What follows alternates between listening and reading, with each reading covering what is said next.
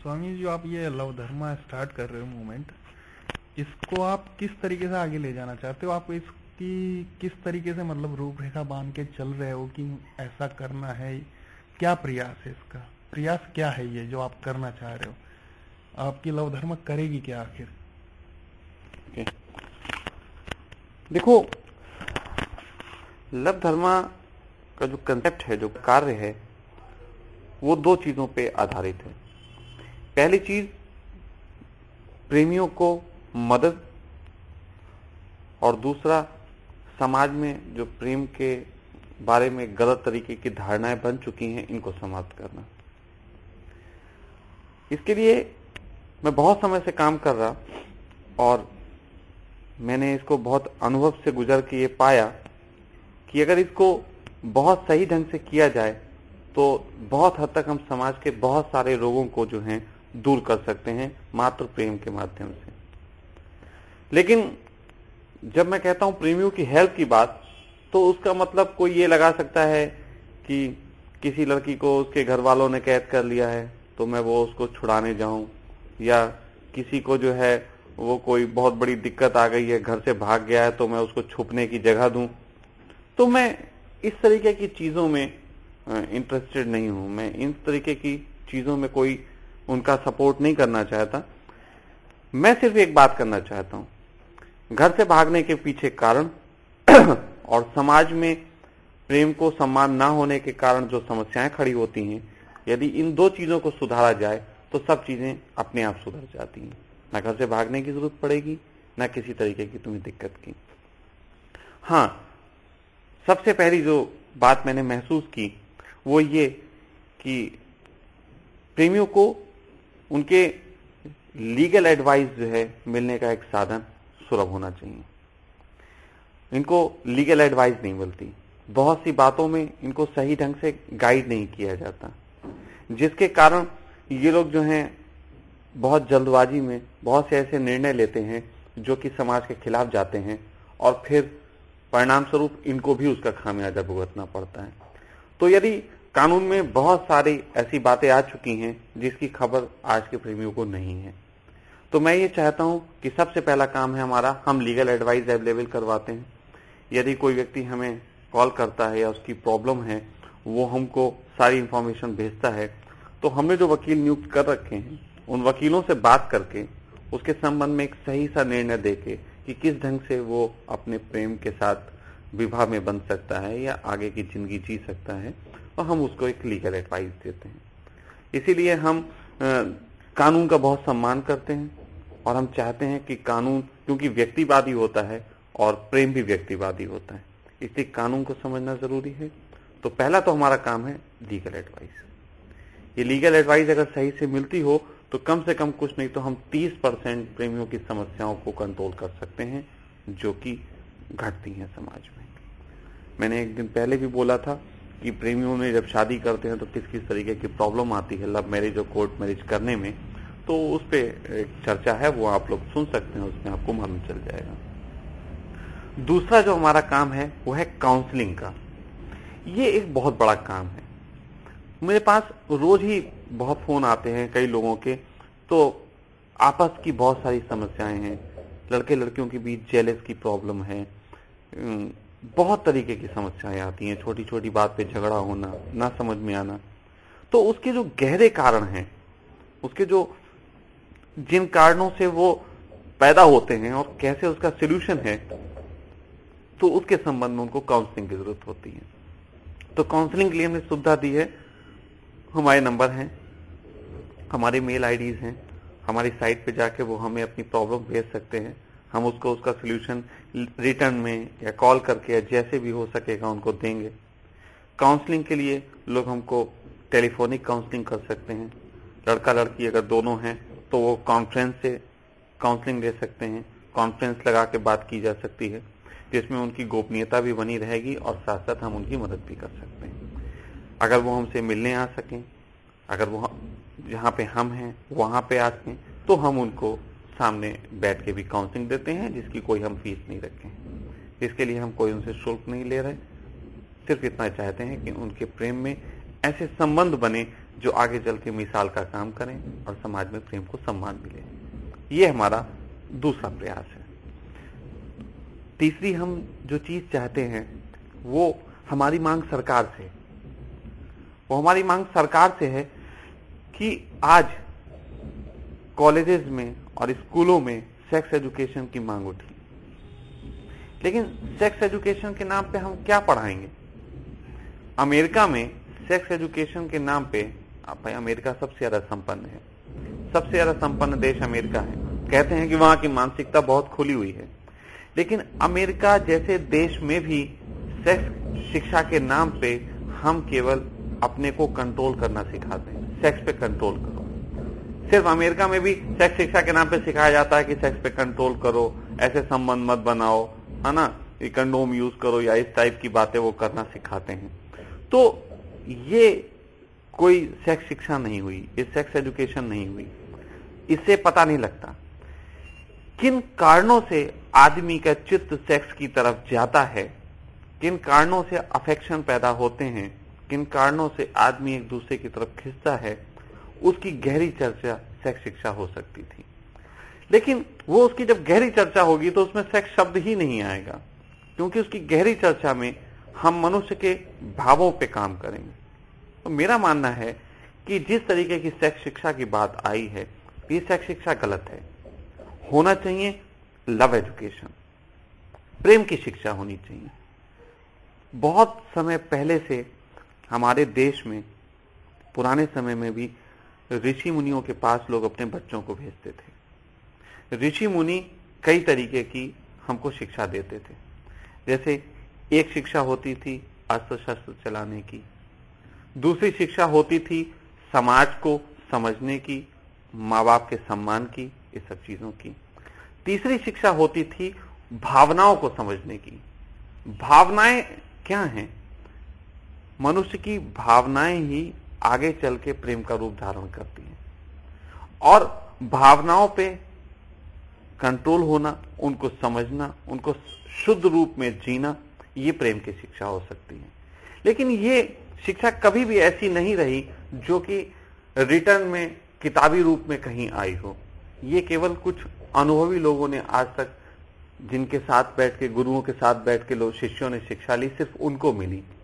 तो मैं ये चाहता हूं इस पे एक बाकायदा लंबा चौड़ा जो है काम करके एक लिटरेचर तैयार करके, पूरा हम जल्द ही कोशिश करेंगे, साल भर के अंदर हमारी कोशिश रहेगी कि हम पूरा लिटरेचर तैयार करके इसको हम सरकार के सामने रखें और उनसे मांग करें कि इसको कॉलेजों में इम्प्लीमेंट किया जाना चाहिए। ये शिक्षा के लिए हम योग का सहारा ले सकते हैं, हम ध्यान का सहारा ले सकते हैं, इनमें काफी चीजें आ सकती हैं। शॉर्ट टर्म में हम लोगों को उनकी भावनाओं पे कंट्रोल करना और भावनाओं को समझना और उनको सही दिशा देना सिखाना चाहते हैं। तो लव एजुकेशन जो है वो मूल रूप से हमारे समाज को बदलने का काम कर सकती है। आज हम कहते हैं हमारे समाज में, हम बहुत जगह सुनने को मिलता है हमारी संस्कृति। क्या है हमारी संस्कृति? बताओ। हमारी संस्कृति कुछ है ही नहीं। सच कहें तो कोई एक बात को हम अपनी संस्कृति नहीं कह सकते। हम इतना कह सकते हैं कि हर 200 किलोमीटर के बाद भाषा बदल जाती है, खान पान बदल जाता है, वहां के रहन सहन बदल जाता है, शादी के तरीके बदल जाते हैं, व्यवहार के सोच बदल जाती है। तो आज हम देश को इतने टुकड़ों में बटा हुआ है कि पूरे देश में एक सी शिक्षा तक तो हो नहीं रही। हम क्या कहेंगे हमारी संस्कृति क्या है? तो वो राज कपूर की बात जो है वो ज्यादा बेहतर लगती है, वो जो गाने में कही थी, होठों पे सच्चाई रहती है, जहां मन में सफाई रहती है, हम उस देश के वासी हैं जिस देश में गंगा बहती है। मेहमान जो हमारा होता है वो जान से प्यारा होता है। तो वो जो चीज है, ये भाव की बात, जो भाव पैदा तो होते हैं लेकिन कैसे उनको हमें जिए इसकी समझ नहीं है। तो लव एजुकेशन में हम ये चाहते हैं कि उनमें इस तरीके की बातें पैदा करनी चाहिए। हम बच्चों की पूरी पीढ़ी बचपन से तैयार कर सकते हैं जो सभी प्रकार के भावों को समझने में तैयार। आज हम ये तो कहते हैं कि प्रेम गलत है, हम ये तो कहते हैं कि इस लड़का लड़की ने गलत काम किया, हम बहुत कुछ बताने को तैयार हैं। दुनिया के बहुत सारे धर्मों में बहुत तरीके की बातें हैं, लेकिन जब एक लड़का एक लड़की प्रेम की पीड़ा से गुजर रहे होते हैं तो उनको कैसे ट्रीट करा जा सकता है, उनको क्या भाव उनके कंट्रोल होने चाहिए, उसकी शिक्षा कहीं नहीं। जब एक लड़का इतना ज्यादा दमित हो जाता है कि वो सुसाइड की सोचता है तो उसकी मनोदशा पे क्या गुजर रहा होता है, इसकी शिक्षा कहीं नहीं। वो ऐसी स्थिति तक क्यों पहुंचता है, उसकी शिक्षा कहीं नहीं। तो हम ये चाहते हैं भावों की शिक्षा होनी चाहिए, बहुत जरूरी हो गया। हमारी सारी शिक्षा जो है वो कहीं ना कहीं पदार्थ पे केंद्रित हो गई है। हम सिर्फ उसको समाज में जो चीजें हैं उनको कैसे यूज किया जाए, कंप्यूटर कैसे चलाया जाए और टीवी कैसे चलाया जाए और मोबाइल कैसे चलाया जाए, इस तरीके की शिक्षा हो गई कि हम सिर्फ यूजिंग बता रहे हैं। जबकि हमारा सबसे बड़ा रोग जो हो गया है वो हमारी मनोदशाएं। तो मनोदशाओं पे कंट्रोल हो, उसके लिए मैंने बात कही, मैं लव एजुकेशन की बात कही, क्योंकि प्रेम जो है पूरा मनोदशा पे आधारित होता है। अगर हम सभी प्रकार की मनोदशाओं को समझ लेंगे तो हम समझ सकते हैं कि हमारी एक्चुअल रिक्वायरमेंट क्या है, एक्चुअल नीड क्या है। और जब हमें हमारी एक्चुअल नीड मालूम होगी तो हम उसको सही ढंग से जी सकते हैं। ये एक समाज में प्रेम के सम्मान के लिए बहुत बड़ा काम होगा। तो लव एजुकेशन की मांग है जो हम आगे चल के इससे उठाएंगे। एक हमारा और ऐसा मुद्दा है जो कि बहुत अजीब सा है। मैंने महसूस किया, मैंने अपनी लाइफ से महसूस किया कि मुझे बचपन से ही देश प्रेम के गाने बहुत आकर्षित करते थे। मैं देश प्रेम की फिल्में देख लेता था, गाने सुन लेता था तो मुझे अंदर से कंपन आता था कि मैं कुछ बदल डालूं, मैं कुछ कर डालूं। साथ साथ प्रेम के जज्बे होते हुए भी हमें वो जज्बा जो है कायम रहा हमारे अंदर से। तो मैंने बहुत छोटा था मैं, तो एक बार आरएसएस के कैंप में गया था। अब तो शायद वैसे कैंप होते भी नहीं। तो एक आरएसएस के कैंप में गया था जहां बहुत अच्छे ढंग से हमें शारीरिक व्यायाम, हमारी मानसिक सोच, हमें समाज सेवा कैसी करनी चाहिए। तब ये हिंदू मुस्लिम की बात नहीं थी, वहां पे सिर्फ समाज सेवा की बात थी कि हाँ कैसे ढंग से हमें अच्छे समाज को लेकर चलना चाहिए। तो वो समाज सेवा की बात सिखाई जाती थी। तो मैं ये चाहता हूं कि हम भी कैंप ऐसे आगे चल के लेंगे कि जो भी हमारे प्रेमी जोड़े हमसे जुड़ते हैं या जो भी सिंगल व्यक्ति भी हमसे जुड़ता है, तो हम कैंप्स के माध्यम से उनमें देशभक्ति की भावना जागृत कर सकें। उन्हें यह तो समझाया जा सके कि तुम्हारे प्रेम की तो सिक्योरिटी के लिए हम लोग काम कर ही रहे हैं, लेकिन तुम भी जिस देश में रहते हो उसको अच्छे करने के लिए काम करो। आज हालत यह है कि प्रेम के दमन के कारण न जाने कितने लड़के लड़कियां, हजारों बल्कि करोड़ों लोग कह सकते हैं, करोड़ों लोगों की ऊर्जा फोन पे बात करके और अपनी परेशानियों के संबंध में उलझ के खो गई है। तो यदि हम इनकी ये प्रॉब्लम सॉल्व कर पाए तो हम इनसे मांग कर सकते हैं कि जो ऊर्जा तुम्हारी बची है वो देश हित में लगाई जा सकती है। हम इनको बहुत अच्छे ढंग से ट्रेन कर सकते हैं। इसके लिए बहुत सारे उपाय हैं जिसकी चर्चा फिर कभी करेंगे, लेकिन ऐसा भी एक प्रयास है हमारा, ये भी हम करना चाहते हैं। सबसे बड़ी बात आती है जो लोगों को दिखाई देता है कि हम समाज की सोच कैसे बदलेंगे। तो पहली बात तो यह है कि समाज क्या है। मैं थोड़ी देर के लिए तुम्हें कुछ मिसाल देना चाहूंगा। मुझे याद आता है कि मैं छोटा था और अपना बल्ला उठा के क्रिकेट खेलने जाता था तो ऐसे चिल्लाया जाता था कि ये अपनी जिंदगी बर्बाद कर रहा है, ये क्रिकेट खेलने जा रहा है, अपनी जिंदगी बर्बाद कर रहा है। और सही था, क्योंकि उस समय के जो क्रिकेटर थे, हमें याद है रोजर बिन्नी उस समय बॉलर हुआ करता था, इतना अच्छा बॉलर था, लेकिन उसकी पैंट जो थी, वो एक बार मैच खेलने आया तो मैंने देखा कि उसकी पैंट गंदी थी। उस समय क्रिकेट में इतना कम धन था कि जिसके कारण क्रिकेट खेलना भी अपराध था और क्रिकेटरों को देखना भी अपराध था। हमारे ही देश में आज से 30 साल पहले ये समय था कि ये अपराध हुआ करता था। लेकिन उसके बाद इंडिया ने एक वर्ल्ड कप जीता, दुनिया की नजर में आई बात कि ये हो रही है। उसके बाद धन आना शुरू हुआ और आज तो जब बच्चा अपने घर से निकलता है बल्ला उठा के, तो माँ भी कहती है कि काश किसी दिन सचिन तेंदुलकर और धोनी बन जाए। आज माँ के लिए ये सम्मान की बात हो गई। क्या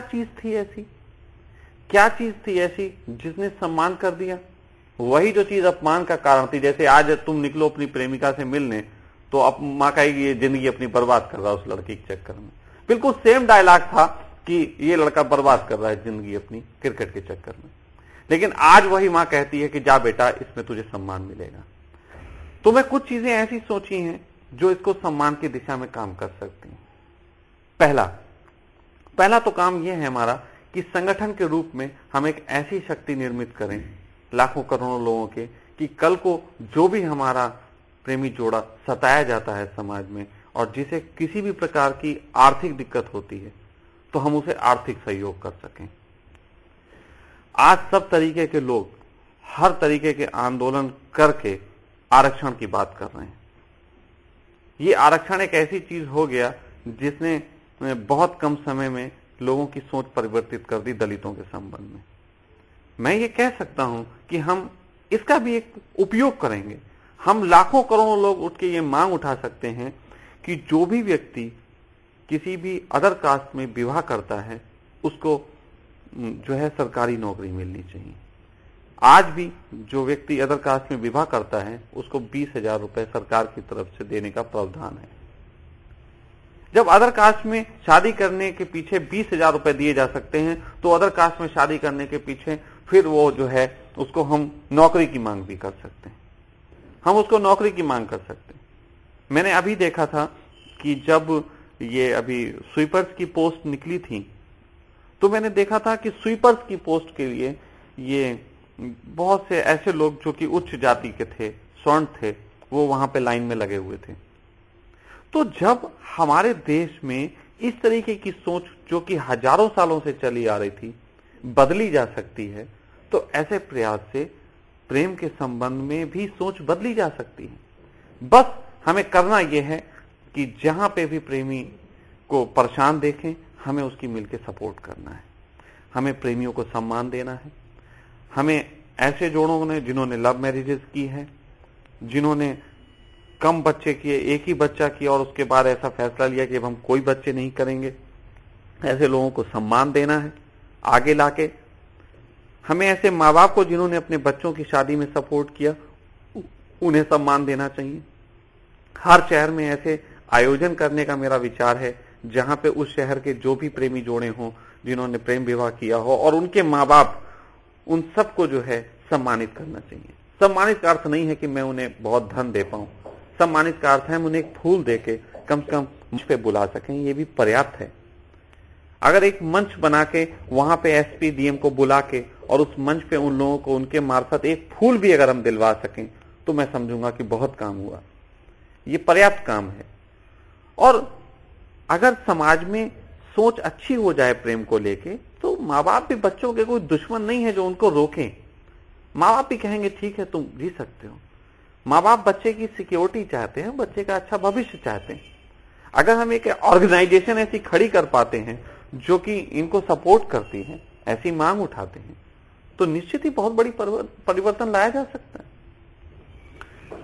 मैंने एक रिसर्च किया और मैंने देखा कि जो भी लोग प्रेम विवाह करते हैं, मैंने आज तक ऐसा प्रेमी जोड़ा नहीं देखा जिनके 5 बच्चे हों।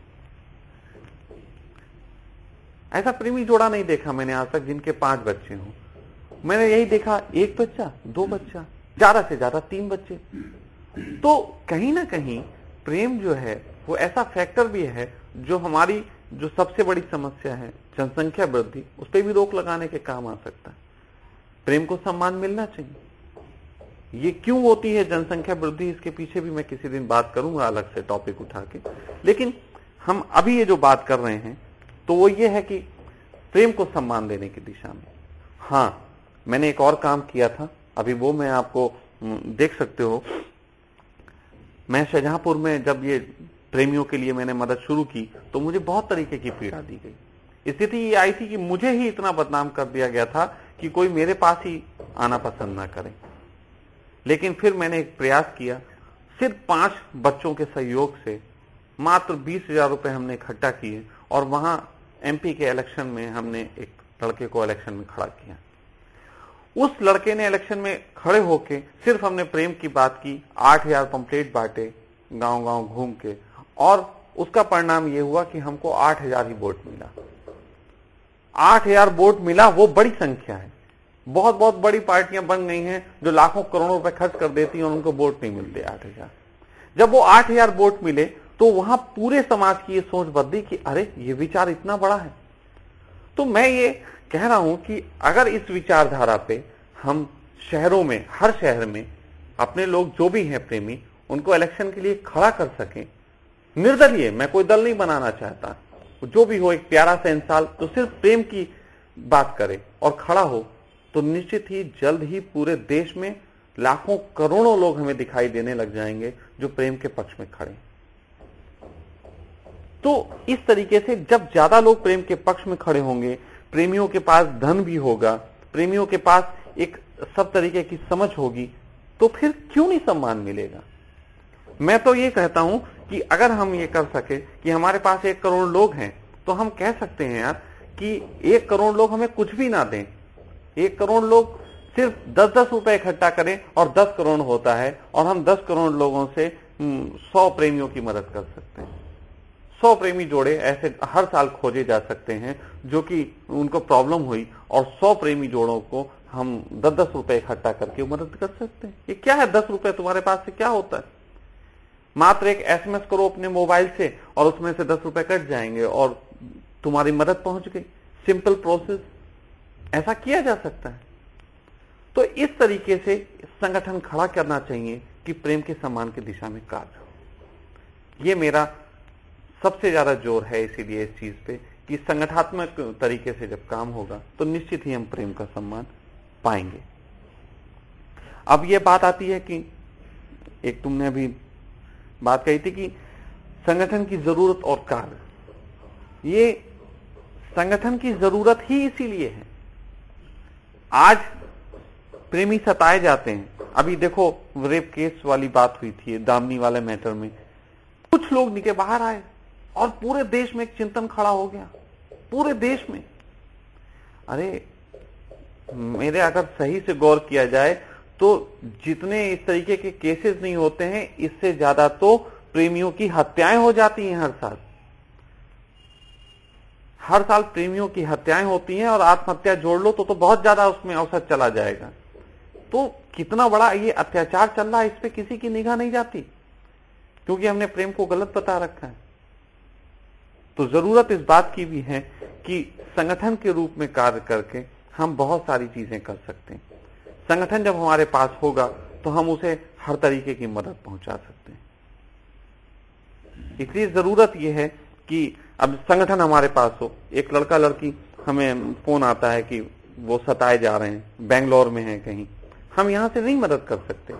तो यदि हमारे पास संगठन है, इंटरनेट पे वो जुड़े हुए हैं, तो हमें मालूम तो है कि वहां पे कौन लोग हैं जो हमारी विचारधारा से सहमत हैं।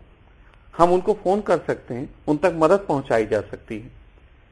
कोई कहीं पे घिर गया है, किसी को किसी तरीके की दिक्कत है, एक किसी वजह से प्रेमी जोड़ा घर से भागना पड़ा उसको, और वो किसी ऐसी परिस्थिति में फंस गया है जहां पे उसके साथ गलत सुलूक हो सकता है, लड़की गलत हाथों में पड़ सकती है, तो कम से कम उस एरियाज के जो नंबर हैं उनसे तो वो सपोर्ट ले सकती है।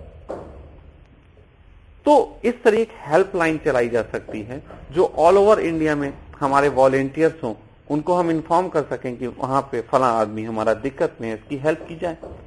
ऑर्गेनाइजेशन के माध्यम से जब हमारी ऑर्गेनाइजेशन बड़ी होगी तो हमें हर शहर के एसपी और डीएम्स के नंबर हमारे पास होंगे।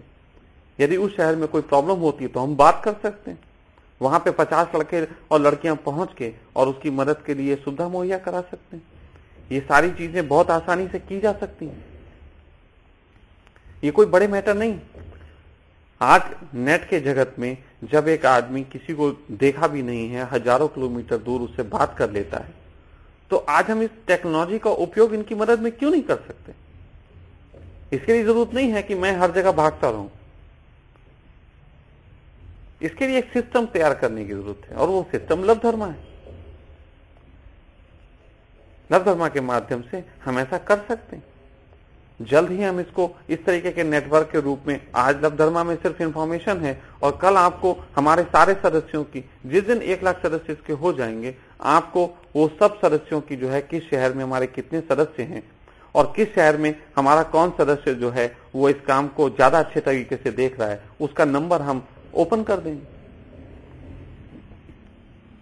हर शहर के एक फॉर्म फिलअप करा के कि वहां कौन से लोग हैं जो वॉलंटियर के रूप में हमसे जुड़े हुए हैं, उनको डाला जा सकता है।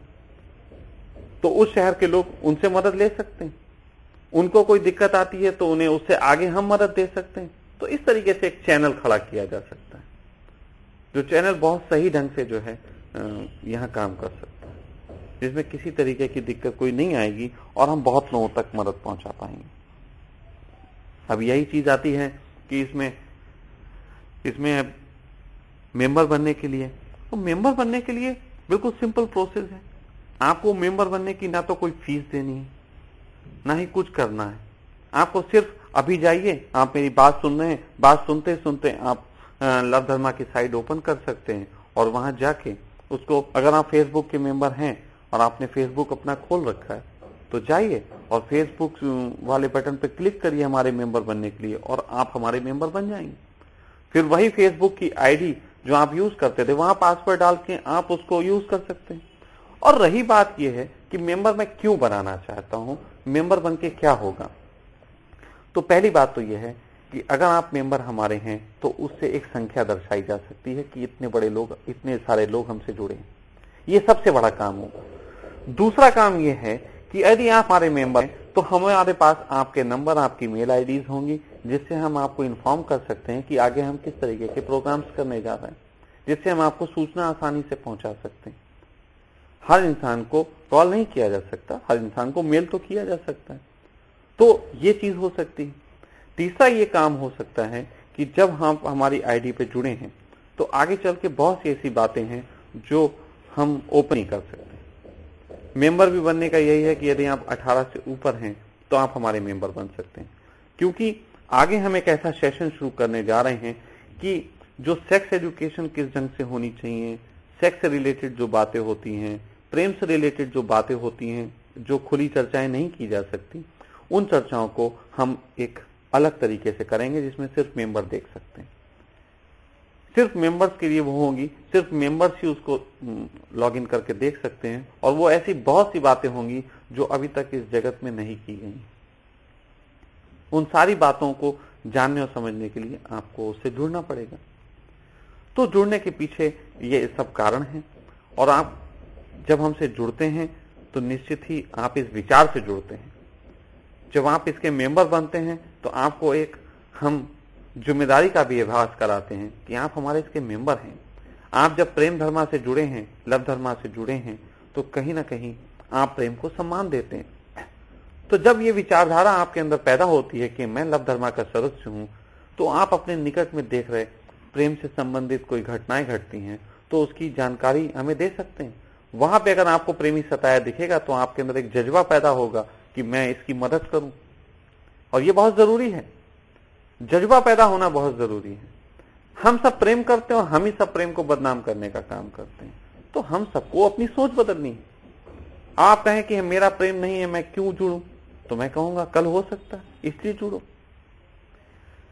एक लड़के ने कल मुझे मैसेज किया और उसने कहा कि मेरा तो कोई अफेयर नहीं है, अगर आप मेरा अफेयर करवा दीजिए तो फिर मैं आपसे जुड़ जाता हूं।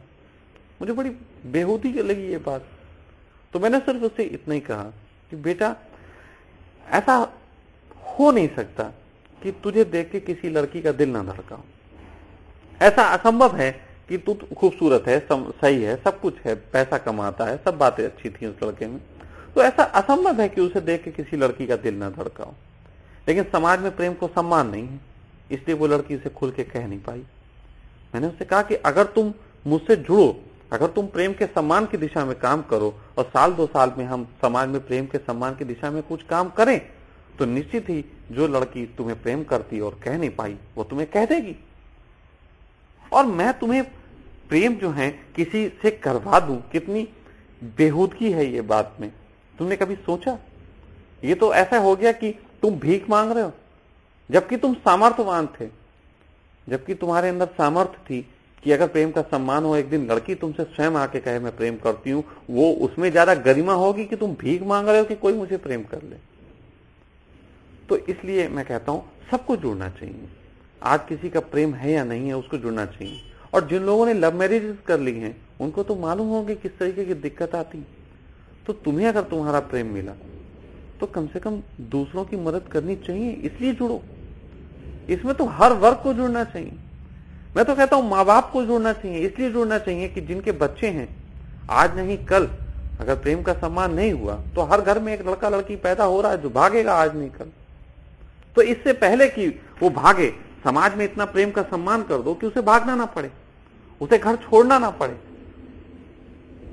जब मैं रेस्टोरेंट चलाता था और उस समय रेस्टोरेंट के खिलाफ अभियान हुआ कि बंद कराओ ये रेस्टोरेंट, तो एसपी से मेरी बात हुई। तो एसपी ने मुझसे कहा, कहने कि तुम्हारा रेस्टोरेंट बंद होना चाहिए। मैंने कहा बात मैं भी बंद करना चाहता हूं। तो कहने के बंद करना चाहते तो बंद क्यों नहीं कर। मैंने तुम्हारे तरीके नहीं बंद करना चाहता। अगर इस तरीके से रेस्टोरेंट बंद कर दिया जाएगा तो जहां प्रेमी प्रेमिका बैठ के यहां मिलते हैं तो ये यहां नहीं मिलेंगे, ये कहीं और मिलेंगे, ये बुल्लन दादा की मजार में मिलेंगे जाके, ये बाबा विश्वनाथ मंदिर में सोमवार को मिलेंगे जाके, और यहां भी नहीं मिल पाएंगे तो फिर ये कहीं किसी दोस्त के कमरे में मिलेंगे। तो समाज जिससे डरता है वो काम तो फिर भी होगा। तो जहां पूजा होती है वहां पूजा होने दो। इनको कम से कम इतनी आजादी दो कि ये बैठ के कहीं शांति से मिल सके। पार्कों में मिलते हैं तो पुलिस दौड़ाती, कहीं भी प्रेमी बैठ जाए तो बस बदनामी का कारण बनने लग जाता है। तो प्रेम को अगर सही से सम्मान मिले, मैंने तो उनसे कहा, मैंने कहा मैं तो कालिदास हूं, मैं तो जिस जाल पे बैठा हूं उसी को काट रहा हूं, मैं तो प्रेमियों की मदद कर रहा हूं और इन्हीं प्रेमियों को सिखा रहा हूं ऐसा समाज बना दो कि तुम्हें अपने घर में ही प्रेम का सम्मान मिले।